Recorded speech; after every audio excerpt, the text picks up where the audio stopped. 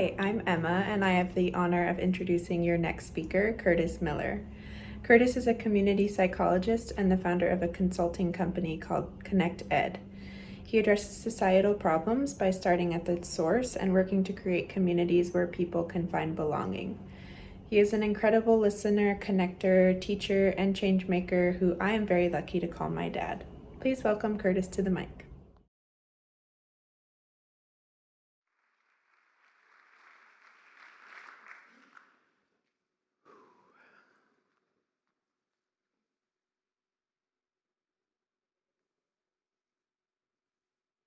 Shortly after I turned 40, I was shocked to discover that my friends and family considered me to be a perfectionist. That doesn't translate into a clean garage or punctuality. It has more to do with a fascination, maybe an obsession, with figuring out and fixing human systems. I've been working with youth and men for almost all of my adult life. And lately, I've been focused primarily on youth suicide prevention. And I'm convinced that our kids are a canary in our mine shaft. If our kids are thriving, our society is healthy. If they're not, then there's something wrong with the mine shaft. And since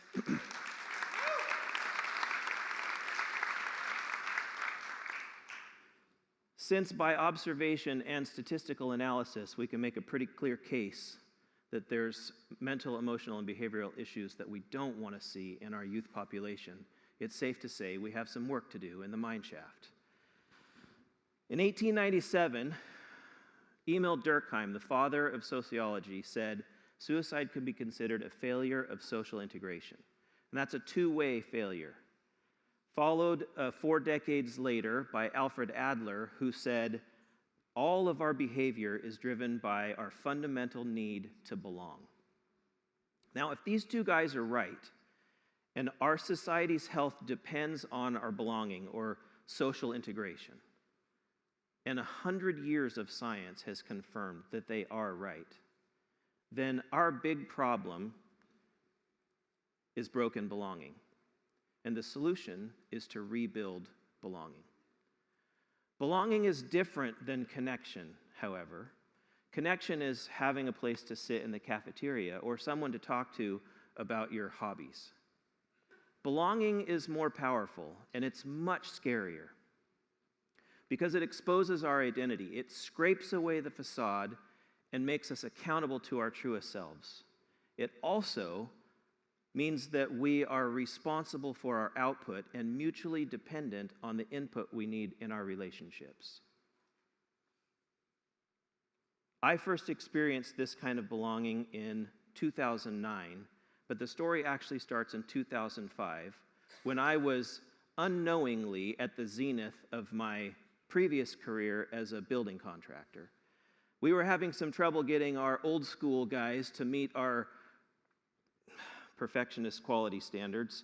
And so we hired some young guys with a lot of energy and no bad construction habits.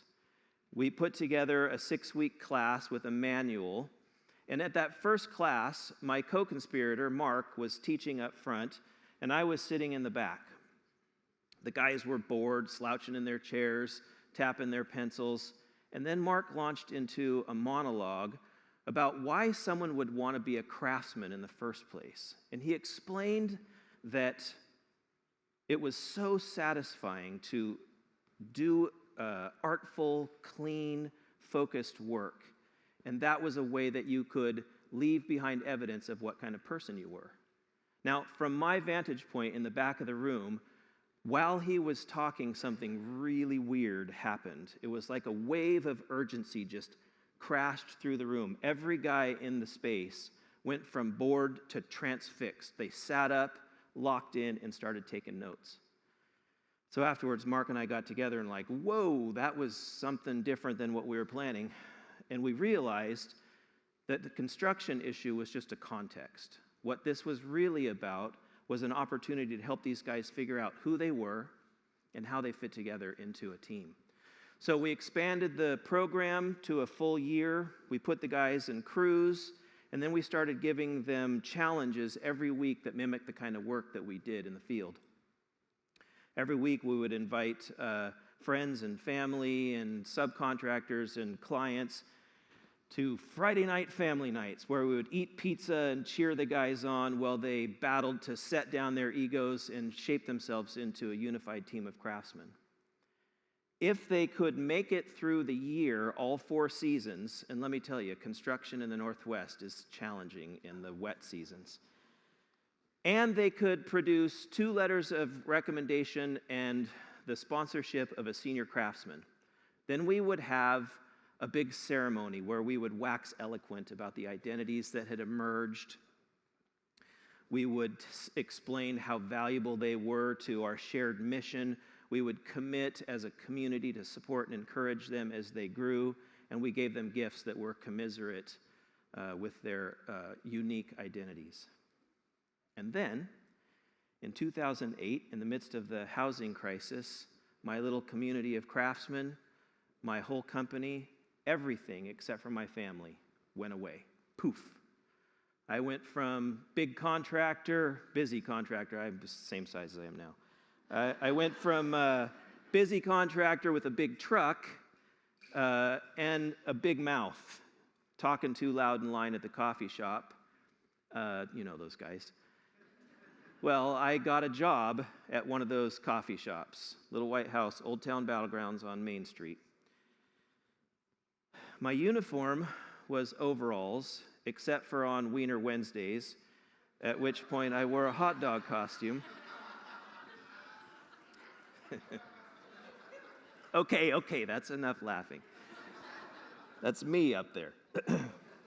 And instead of my truck, I hauled a little red wagon up and down the sidewalks of Main Street fetching milk from the dairy. It was an opportunity for a lot of people who knew me to honk, and they took advantage of it. It was a lot different than running a construction company. All my superiors were snarky 16-year-old girls who didn't really know anything about me. I was just Curtis, a pretty chill, overly philosophical guy who listened to their stories and told the greatest dad jokes they'd ever heard.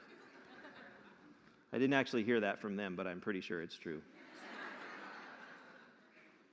I had very little responsibility. I basically wiped down tables and made smoothies and sandwiches. But then one day, I was in the back hallway cleaning up after a shift, and I noticed that the heater grate that was right outside the bathroom door had a bunch of debris that had collected in underneath it. So I put my broom aside and I got down on my hands and knees and pulled the heater grate off and started cleaning the stuff out. Moldy muffin chunks and dirty Kleenex and hair and whatever was on the bottom of people's shoes, which, as I said, it was outside the bathroom door, so that was kind of gross.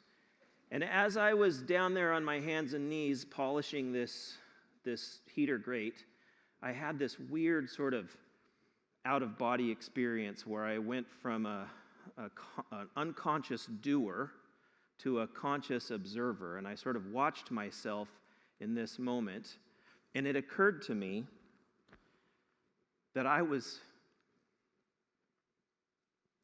being what we had taught about craftsmanship. This was the satisfying expression of my identity. I was leaving behind evidence of the kind of person that I wanted to be. And I came to the conclusion that though by every capitalistic measure I had failed, my identity, my true self, was still intact.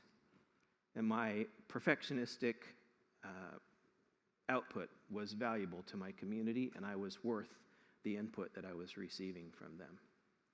It was a pretty big moment for me in that hallway cleaning out that heater grate. It was a little bit like Yoda saying, "Trust the Force." It was Morpheus handing me the red pill and the blue pill.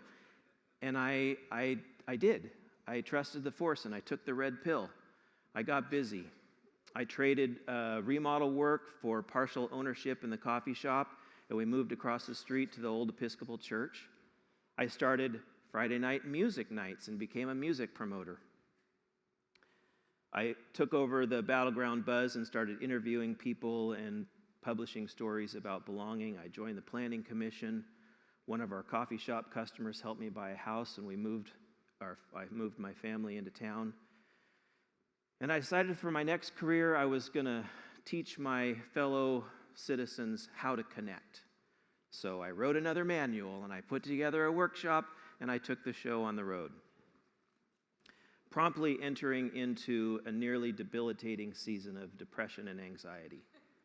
I had overextended myself. My output, the identity that I was living out of at that moment needed more input than the output that I was offering. And so I had to back up. And it took at least a year, maybe more, before I was able to recover my equilibrium.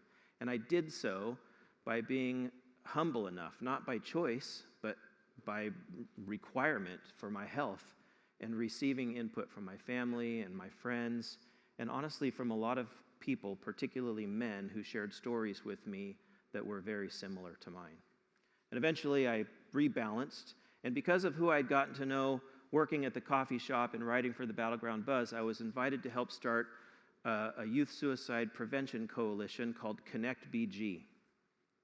And in doing the work to figure out what we were going to do to prevent youth suicide, I discovered that all the major suicide prevention organizations in the country, and many of them on the planet, recognize that connection is a key ingredient to prevention of all kinds, but they don't say how to connect.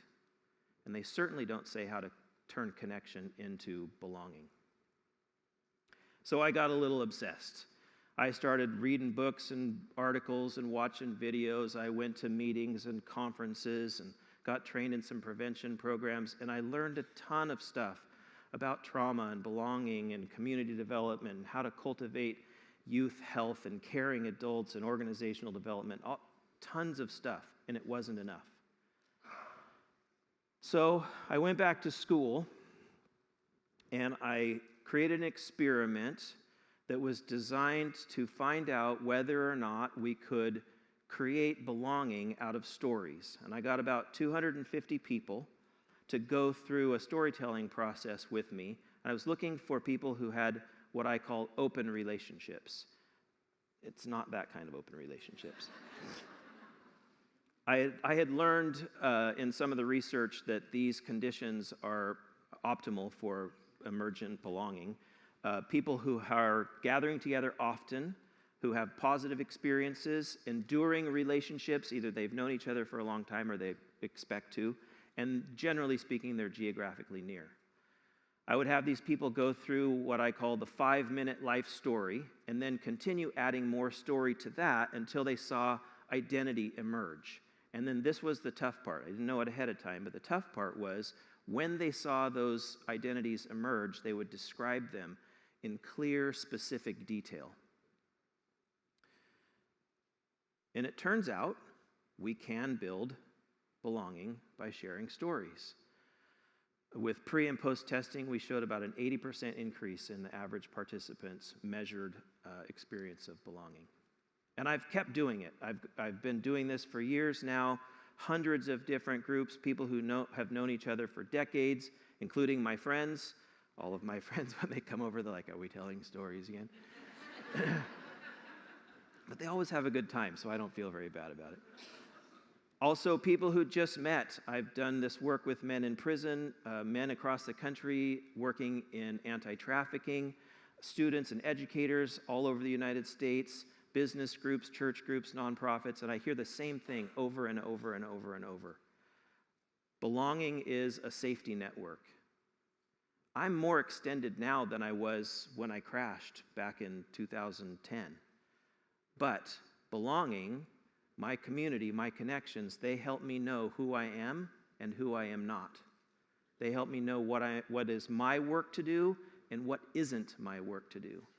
And they help me find and navigate the resources, the input that I need to be able to function and thrive and be effective.